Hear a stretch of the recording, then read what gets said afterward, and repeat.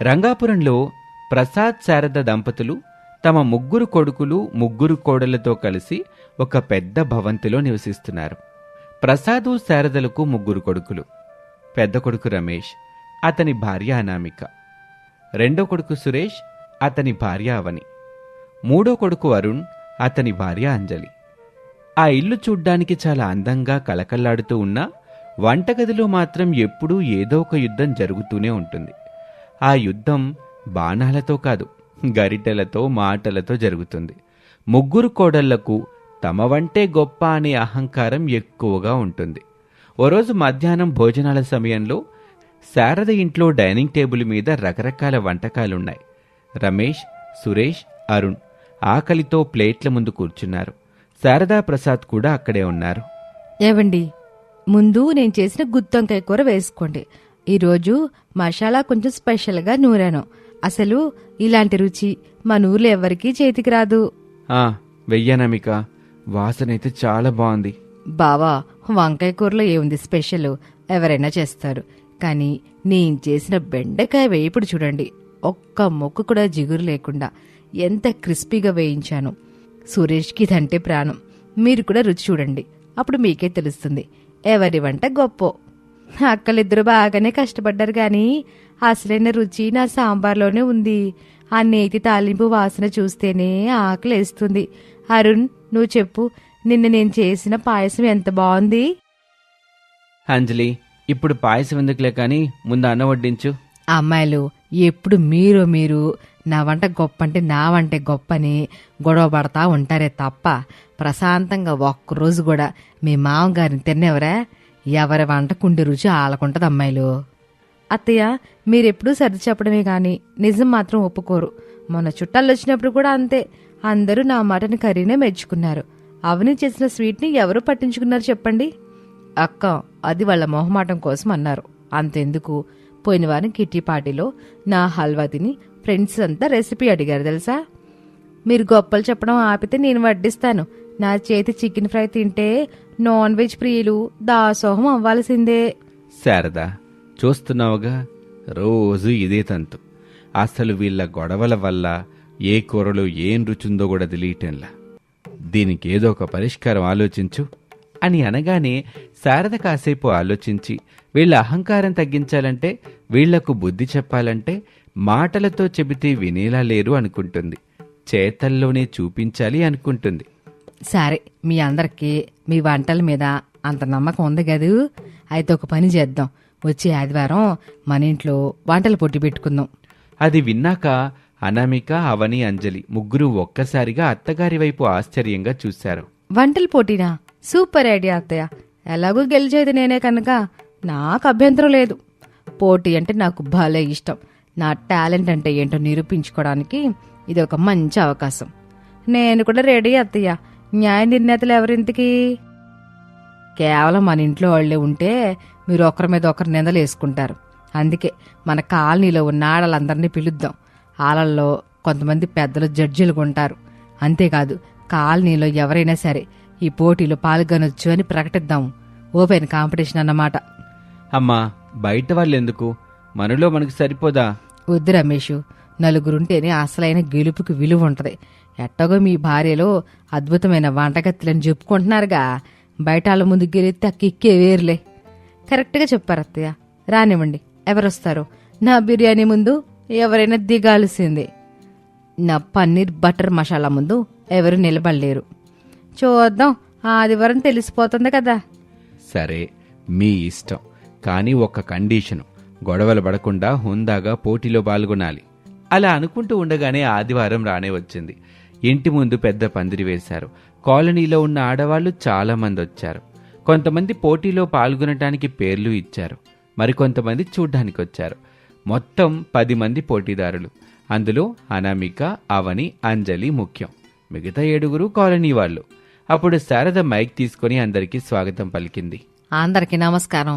ఈరోజు మన ఇంట్లో జరుగుతున్న ఈ వంటల పోటీకి విచ్చేసిన అందరికీ ధన్యవాదాలు. నియమాలు సింపులే. అందరూ ఒకే రకమైన కూరే చెయ్యాలి. అదే ఆలు కుర్మ. ఎవరి రుచి ఆలదే. ఎవరు రుచిగా ఉంటే ఆలే విజేతలు. టైము 1 గంట కేటాయించబడుతుంది అంతే. ఆలు కుర్మానా? ఇది నాకు వెన్నతో పెట్టిన విద్య. కానీ ఆ అవని అంజలి కూడా బాగానే చేస్తారే, వాళ్ళని ఎలాగైనా ఓడించాలి. అక్క బిర్యానీలో ఎక్స్పర్ట్ కానీ కుర్మాలో వీక్. కానీ అంజలి బాగా చేస్తుంది, దాన్ని ఎలాగైనా దెబ్బ కొట్టాలి. ఈరోజు గెలుపు నాదే అవ్వాలి. అక్కలిద్దరూ ఓడిపోతేనే నాకు అస్సలైన సంతోషం. ఇలా ముగ్గురు అనుకుంటూ ఉండగానే పోటీ మొదలైంది. అందరూ చకచకా కూరగాయలు కోయటం, స్టవ్ వెలిగించటం చేశారు. సువాసనలు మెల్లగా మొదలయ్యాయి. అప్పుడు అనామిక వంట చేస్తూనే కోర చూపులతో అవని వైపు చూసింది. అవని ఉల్లిపాయలు వేయిస్తోంది. అనామిక మెల్లగా తన బల్ల మీద ఉన్న ఉప్పు డబ్బా తీసుకొని అవని పక్కకు తిరిగినప్పుడు ఆమె కూరలో గుప్పెడు ఉప్పు వేసేసింది. అది ఎవ్వరూ చూడలేదని సంబరపడింది. ఇప్పుడు తిను నీ ఆలు కుర్మా, ఉప్పు కాషాయంలో ఉంటుంది. అదే సమయంలో అవని కూడా అదును కోసం చూస్తుంది. అంజలి నీళ్లు తేవటానికి పక్కకు వెళ్ళింది. వెంటనే అవని తన దగ్గరున్న కారప్పొడి తీసుకుని అంజలి గిన్నెలో మొత్తం కుమ్మరిస్తుంది. అమ్మో, అంజలి కూర తింటే నోరు మండిపోవలసిందే. ఇక జడ్జీలు దాన్ని ముట్టుకొని కూడా ముట్టుకోరు. ఇదిలా ఉండగా అంజలి కూడా తక్కువేం తినలేదు. అనామిక ఫోన్ మాట్లాడుతూ ఉంటే అంజలి మెల్లగా వెనిగర్ సీసా తీసుకుని అనామిక కూరలో సగం పోసేసింది. పులుపు ఎక్కువైపోయి అక్క కూర పాడైపోతుంది. ఇక నాదే ఫస్ట్ ప్రైజు అని అనుకుంటూ ఉండగా అలా ఒక గంట సమయం గడిచింది. శారద గంట కొట్టి పోటీ ముగిసిందని చెప్పింది. సమయం అయిపోయింది. అందరం ఈ వంటలు నాపేయొచ్చాక జడ్జీలు ఒక్కొక్కరి దగ్గరకు వచ్చి రుచి చూస్తారు. ఆ సమయంలో ముగ్గురు కోడళ్ళు ఒకరి ముఖాలు ఒకరు చూసుకుని దొంగ నవ్వులు నవ్వుకున్నారు. ఎవరికి వారు తాము చేసిన పనికి, ఎదుటివారి ఓటమికి సిద్ధంగా ఉన్నారు. ముగ్గురు జడ్జీలు కాలనీ ప్రెసిడెంట్ సులోచన గారు, మరో ఇద్దరు పెద్దవాళ్లు ముందుగా అనామిక దగ్గరికి వచ్చారు. ఏమా అనామిక, వాసన బాగుంది, వడ్డించి చూద్దాం అని అనగానే అనామిక గర్వంగా గిన్నె మూత తీసి వడ్డించింది. సులోచన గారు ఒక ముద్ద నోట్లో పెట్టుకోగానే ముఖం చిట్లించింది. అమ్మో, ఏంటమ్మా ఇది, పులుపు చచ్చిపోతుంది. చింతపండు పులుసులా ఉంది కానీ ఆలు కుర్మలా లేదు, తినలేకపోతున్నాం. అది వినగానే అనామిక షాక్ అయింది. పులుపా? అసలు నేను చింతపండు టొమాటో తక్కువ వేశానే అని రుచి చూసింది. వెనిగర్ రుచి తగలగానే ఆమె ముఖం మాడిపోయింది. అంజలి వైపు కోపంగా చూసింది. అంజలి నవ్వాపుకుంటూ పక్కకు తిరిగింది. ఆ తర్వాత జడ్జీలు అవని దగ్గరికి వెళ్లారు. అవని గారు బాగా చేస్తారని పేరు, చూద్దాం అలా అనగానే అవని నమ్మకంతో వాళ్లకి వడ్డించింది. జడ్జి నోట్లో పెట్టుకోగానే నీళ్లు తాగటం మొదలుపెట్టారు. వెంటనే బాబోయ్, ఉప్పు సముద్రం నీళ్లు తాగినట్టుంది. ఇంత ఉప్పు ఎవరైనా వేస్తారా తల్లి? బీపీ వచ్చి చచ్చేలా ఉన్నాం. అది వినగానే అవని నిర్ఘాంతపోయింది. ఉప్పా? నేను సరిపడనే వేశానే అని రుచి చూసి ఉమ్మేస్తుంది. ఎవరో కావాలనే చేశారు అంటూ అనామిక వైపు అనుమానంగా చూస్తుంది. అనామిక దొంగ చూపులు చూస్తూ ఉంటుంది ఆ సమయంలో. ఇక చివరగా జడ్జిలు అంజలి దగ్గరికి వచ్చారు. కనీసం ఎక్కడైనా బాగుంటుందేమో చూడాలి. అప్పుడు అంజలి చాలా కాన్ఫిడెంట్గా వడ్డించింది. జడ్జి ఆత్రంగా నోట్లో పెట్టుకుని గట్టిగా అరిచింది. అమ్మో, మంట మంట, నీళ్ళివ్వండ్రా బాబు, ఇది కూర కాదు, కారం ఉండ. అది విన్నాక అంజలి నోరెళ్ళబెట్టింది. కారం ఎక్కడి నుండి వచ్చింది అని ఆ రుచి చూసి కళ్ళమ్మట నీళ్లు పెట్టుకుంది. అవని వైపు చూస్తే అవని వెటకారంగా నవ్వుతుంది. ఇక ఆ తర్వాత మిగతా పోటీదారులందరూ వీళ్ల ముగ్గురి వంటలు చూసి నవ్వుకున్నారు. రమేష్, సురేష్, అరుణ్ తమ భార్యల పరిస్థితి చూసి తరలు పట్టుకున్నారు. శారద కూడా ఇదంతా గమనిస్తూనే ఉంది. ఆమెకు అర్థమైంది, కోడళ్ళు ఒకరిని ఒకరు ఓడించుకోవటానికి ఈ పనులన్నీ చేశారని. చివరగా జడ్జీలందరి వంటలు రుచి చూసి ఫలితాలు ప్రకటించటానికి వేదిక మీదకొచ్చారు. ఈరోజు పోటీలో చాలామంది పాల్గొన్నారు. కానీ ముఖ్యంగా ఈ ఇంటి కోడలు మాత్రం మమ్మల్ని చాలా నిరాశపరిచారు. ఒకరి దాంట్లో ఉప్పు ఎక్కువ, ఒకరి దాంట్లో కారం ఎక్కువ, ఇంకొకరి దాంట్లో పులుపు ఎక్కువ. ఏవి తినటానికి పనికి రాకుండా చేశారు. కానీ ఆమె మాత్రం చాలా అద్భుతంగా, సింపుల్గా చేసింది. మసాలాలు ఎక్కువ లేకుండా రుచిగా చేశారు. అలా అనగానే అందరూ ఉత్కంఠగా చూస్తున్నారు. విజేత మన పక్కింటి గౌరమ్మ గారు. అప్పుడు అందరూ చప్పట్లు కొట్టారు. గౌరమ్మ ఒక సాధారణ గృహిణి. ఆమె సిగ్గుపడుతూ ముందుకొచ్చి బహుమతి తీసుకుంది. ముగ్గురు కోడళ్ళు అవమానంతో తలదించుకున్నారు. ఇక పోటీ అయిపోయాక అందరూ అక్కడి నుంచి వెళ్ళిపోయారు. ఇంట్లో శారద, ప్రసాదు, కొడుకులు, కోడళ్ళు మాత్రమే ఉన్నారు. వాతావరణం గంభీరంగా ఉంది. చూశారా ఏం సాధించారు? ఊరందరి ముందు పరువు తీసుకున్నారు. మీలో టాలెంట్ లేక కాదు, మీరు ఓడిపోయింది. మీలో ఉన్న అసూయ ద్వేషం వల్ల ఓడిపోయారు. అత్తయ్య, అది నేను చెప్పేది నా నామేక. నువ్వు అవనే కూరలో ఉప్పేయడం నేను చూశానుగా. అవనే నువ్వు అంజలి కూరలో కారం పోయడం కూడా నాకు తెలుసు. అంజలి, నువ్వేమో అనామిక కూరలో ఏకంగా ఎనిగరి కలిపావు. చి, తోడి కోడలంటే అక్క చెల్లిలాగుండాలి గాని మీరేమో శత్రువుల కంటే ఘోరంగా తయారయ్యారు. మీరు ముగ్గురూ కలిసి వండితే అది అమృతంలా ఉండేది. కాని విడిపోయి ఒకరినొకరు నాశనం చేసుకోవాలనుకున్నారు. చివరికేమైంది? బయట వాళ్ళొచ్చి ప్రైజ్ తీసుకెళ్లారు. మీరు మాత్రం నవ్వుల పాలయ్యారు. అనామిక, నువ్వింత పని చేస్తావని అనుకోలేదు. గెలుపు కోసం మీరింత దిగజారుతారా? అవని, నీ వల్ల నాకు తలెత్తుకోలేకుండా అయిపోయింది. అంజలి, నీ మీద నాకు చాలా నమ్మకం ఉండేది. కానీ నువ్వు కూడా ప్రతీకారంతోనే జయించావా? అలా ముగ్గురు కోడళ్ల కళ్ళల్లో పశ్చాత్తాపం కనిపించింది. తమ తప్పు తమకు అర్థమైంది. ఒకరిని ఓడించాలన్న తాపత్రయంలో తమను తామే ఓడించుకున్నామని గ్రహించారు. అనామిక ముందుకొచ్చింది. అంజలి చేతులు పట్టుకుంది. నన్ను క్షమించండి. నేనే మొదట తప్పు చేశాను. నా అహంకారం వలన మన పరువు మొత్తం పోయింది. అవని, అంజలి, సారీ. లేదక్క, నా తప్పు కూడా ఉంది. నేను కూడా నీ కూర పాడు చేయాలని చూశాను. అలా చేయాల్సింది ఉండకూడదు. సారీ అంజలి. మనం ముగ్గురం అనవసరంగా గొడవ పడ్డాం. మనలో మనకి పోటీ ఎందుకు? మనం కలిసి ఉంటే ఎవరినైనా గెలుస్తాం కదా. ఎప్పటికైనా మీకు జ్ఞానోదయం అయిందిగా. సంతోషం. ఇల్లు అంటే 4 గోళ్లు కాదు, 4 మనసులు కలిసి ఉండడం. వంట గదిలో ప్రేమ ఉంటేనే వంటలో రుచి ఉంటది. కోటరలో కుతంత్రాలు ఉంటే విషం అవుతుంది. ఇక నుంచి మీ ముగ్గురం గొడవపడం అత్తయ్య. ఈరోజు రాత్రి భోజనం మీ ముగ్గురం కలిసే వండుతాం. ఈసారి ఉప్పు కారాలు కాదు, ప్రేమని రుచి చూపిస్తాం. ఆ రోజు రాత్రి వంటగదిలో దృశ్యం మారిపోయింది. అనామిక కూరగాయలు కోస్తుంటే అవని తాలింపేస్తుంది. అంజలి పిండి కలుపుతుంది. ఒకరితో ఒకరు నవ్వుకుంటూ మాట్లాడుకుంటూ వంట పూర్తి చేశారు. అవని, ఆ కర్రీలో ఉప్పు చూడు, సరిపోయిందో లేదో. సరిగ్గా ఉందక్క. అంజలి, పాయసంలో జీడిపప్పు వేయించనా? ఆ నెయ్యిలో వేయించక్క, బావుంటది. ఆ రోజు రాత్రి వాళ్ళు చేసిన భోజనం నిజంగానే అద్భుతంగా కుదిరింది. రమేష్, సురేష్, అరుణ్, ప్రసాద్, శారద అందరూ కలిసి కూర్చుని తిన్నారు. అబ్బా, ఈరోజు వంటలో ఏదో తెలియని మ్యాజిక్ ఉంది. అవును, చాలా రోజుల తర్వాత కమ్మగా తింటున్నాం. ఇది కదా మాకు కావాల్సింది. ఇది ఐకమత్యమనే మసాలా వల్ల వచ్చిన రుసులే. ఇది ఎప్పటికీ ఎట్టాగే ఉండాలి. ఆ రోజు నుంచి ఆ ఇంట్లో గొడవలు మాయమయ్యాయి. ముగ్గురు కోడళ్ళు అక్క చెల్లెలలా కలిసిపోయారు. పక్కింటి గౌరమ్మ గెలిచిన ప్రైజ్ కంటే తమ మధ్య దొరికిన అనుబంధం గొప్పదని వాళ్ళు తెలుసుకున్నారు. రంగాపురంలో ఇప్పుడు ఆ ఇల్లు ఒక ఆదర్శవంతమైన కుటుంబానికి చిరునామాగా మారింది. ఇది వాల్టి కథ. మరొక ఆసక్తికర కథలో మళ్ళీ కలుద్దాం. నమస్తే. ప్రసాద్ కుటుంబం అంటే ఒకప్పుడు ఊరు మొత్తానికి ఒక ఆదర్శం. కానీ కాలం ఎప్పుడూ ఒకేలా ఉండదు. వరుసగా వచ్చిన పంట నష్టాలు, సురేష్ తీసుకున్న పర్సనల్ లోన్లు, అరుణ్ పై చదువుల ఖర్చులు ఆ ఇంటిని ఆర్థికంగా కుంగదీశాయి. ప్రసాద్ పెన్షన్ డబ్బులు కేవలం మందులకే సరిపోతున్నాయి. రమేష్ పగలు రాత్రి పొలంలో కష్టపడుతున్నా చేతిలో చిల్లి గవ్వ కూడా మిగలటం లేదు. యా అమ్మ అనామేక, ఈ మధ్య నువ్వు నిద్ర కూడా సరిగ్గా పోవట్లేదు. ఇందాక ముగ్గే అత్త కూడా ఏదో ఆలోచిస్తున్నా. ఏంటమ్మా, నీ ఒంట్లో అంతా బాగానే ఉందా? నా ఒంట్లో అంతా బాగానే ఉంది అత్తయ్య. కానీ మన ఇంటి పరిస్థితులు చూస్తుంటేనే భయం వేస్తుంది. నిన్న రాత్రి మా ఆయన లెక్కలు వేస్తుంటే చూశాను. వచ్చే నెల సురేష్ లోన్ వడ్డీ కట్టాలి. అప్పులాళ్ళు ఇంటికొస్తే మన గౌరవం ఏమవుతుందోనని నా ఆవేదన. నిజమేనమ్మా, నా చేతకానితనం నన్ను వేధిస్తుంది. ఈ వయసులో మీకు ఆసరాగా ఉండాల్సింది పోయి మీ కష్టాన్ని చూస్తా కూర్చోవాల్సి వస్తుంది.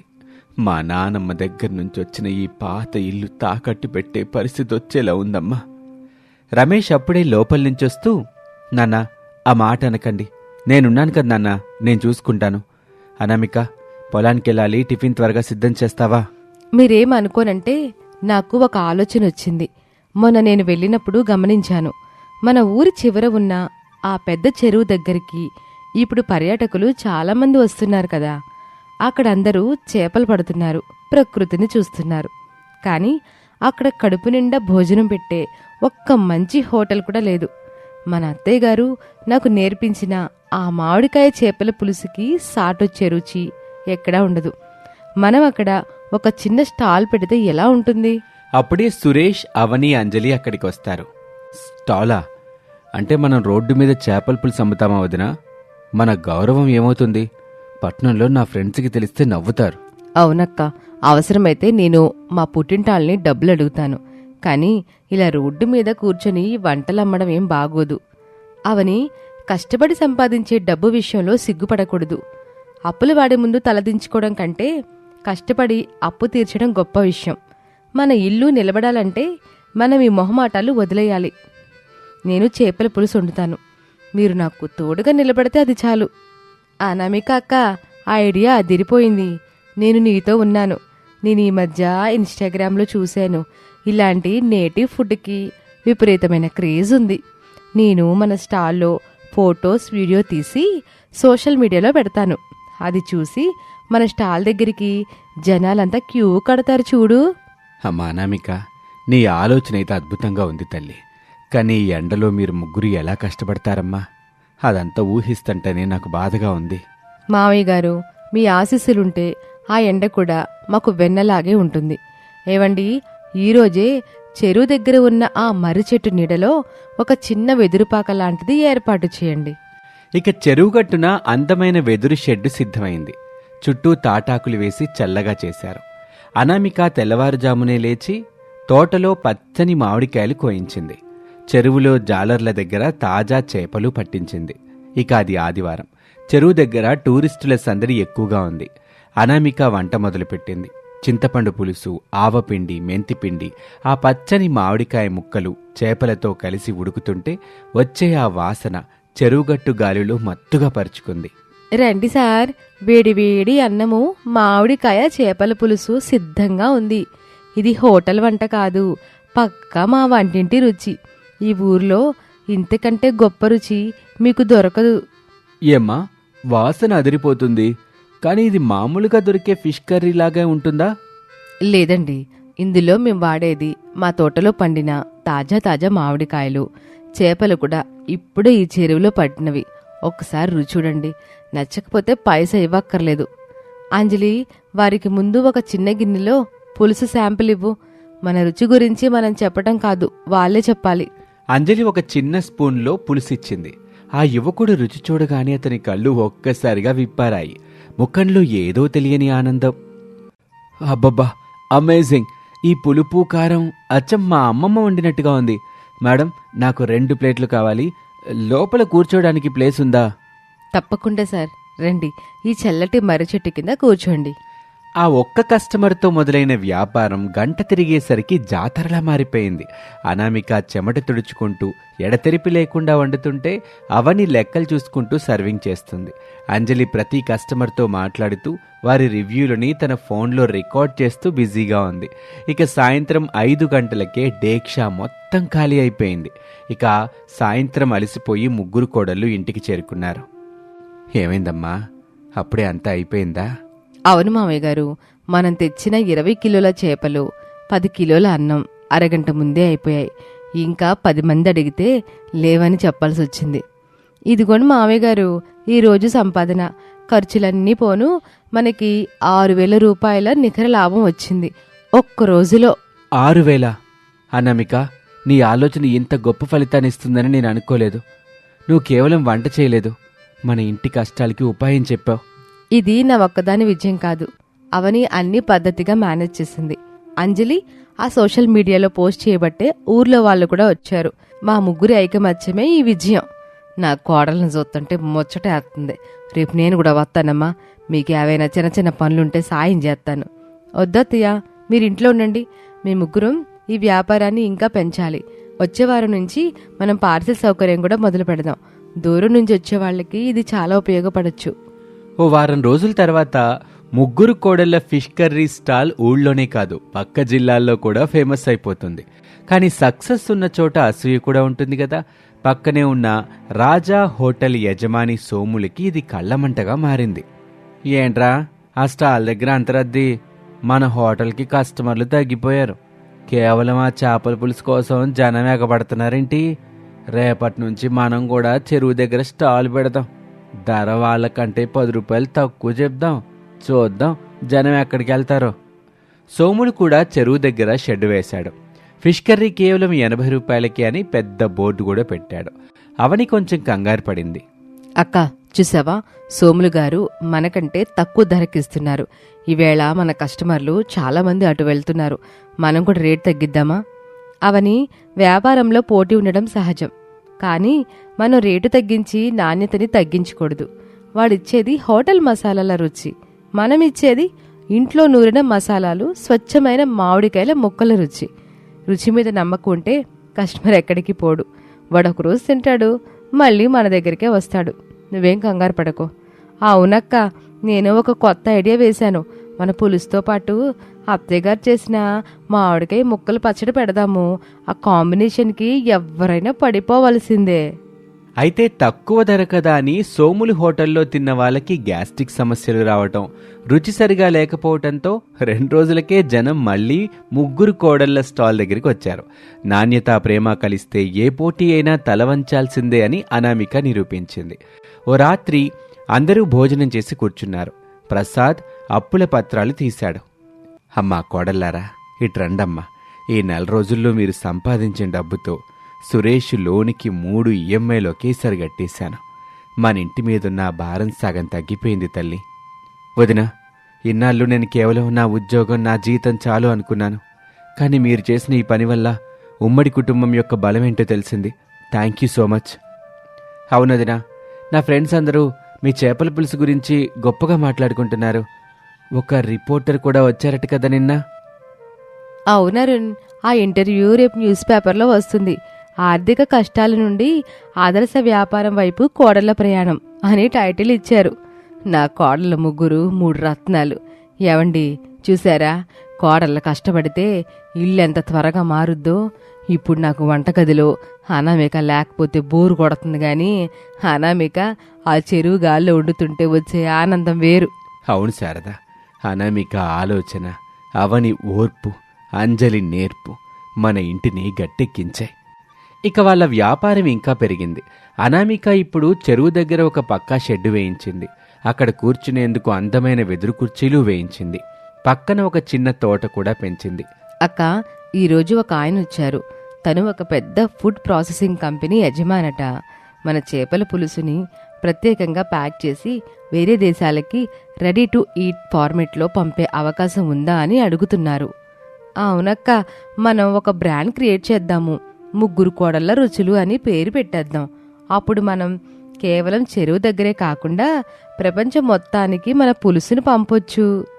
ఇది చాలా పెద్ద అడుగంజలి, కానీ ఒకటి గుర్తుంచుకోండి, మనం ఎంత ఎత్తుకెదిగినా ఆ మట్టి వాసన, మన అత్తయ్య గారు నేర్పించిన పద్ధతి మాత్రం మరవకూడదు. కల్తీ లేని రుచి ఉంటేనే మనకి గుర్తింపు. ముగ్గురు కోడళ్ల కష్టం ఊరందరికీ స్ఫూర్తిగా నిలిచింది. ఆ చెరువు ఇప్పుడు కేవలం ఒక నీటి కుంట కాదు, ఒక గొప్ప విజయగాథకు సాక్షి. ప్రసాద్ ఆర్థిక కష్టాలు పూర్తిగా తీరిపోయాయి. రమేష్ ఇప్పుడు పొలంతో పాటు వ్యాపార బాధ్యతలు చూసుకుంటున్నాడు. ఓ రోజు సాయంత్రం వేళ చెరువు గట్టున సూర్యాస్తమయం అవుతుంది. ముగ్గురు కోడళ్ళు చెరువు నీటి వైపు చూస్తున్నారు. అక్క, ఈరోజు నాకు ఒక విషయం అర్థమైంది. డబ్బు కంటే ముఖ్యం మన మధ్య ఉన్న ఈ నమ్మకం.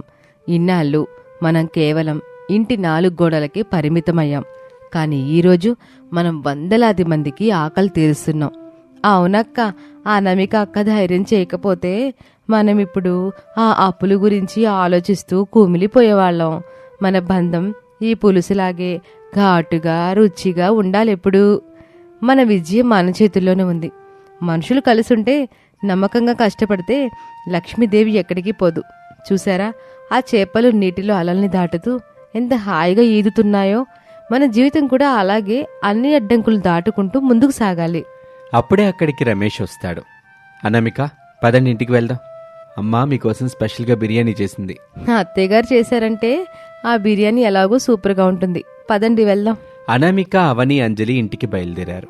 కానీ ఆ చెరువు గాలిలో మామిడికాయ చేపల పులుసు వాసన ఇంకా అలా నిలిచే ఉంది. అది కేవలం వంట వాసన కాదు, ఒక మధ్యతరగతి కుటుంబం యొక్క ఆత్మ గౌరవ సువాసన. ముగ్గురు కోడళ్ల ఐకమత్యం, ఆ కుటుంబం యొక్క ప్రేమ ఆ ఊరందరికీ ఒక కొత్త పాఠం నేర్పింది. ఇది వాల్టి కథ. మరొక ఆసక్తికర కథలో మళ్ళీ కలుద్దాం. అంతవరకు సెలవు. నమస్తే.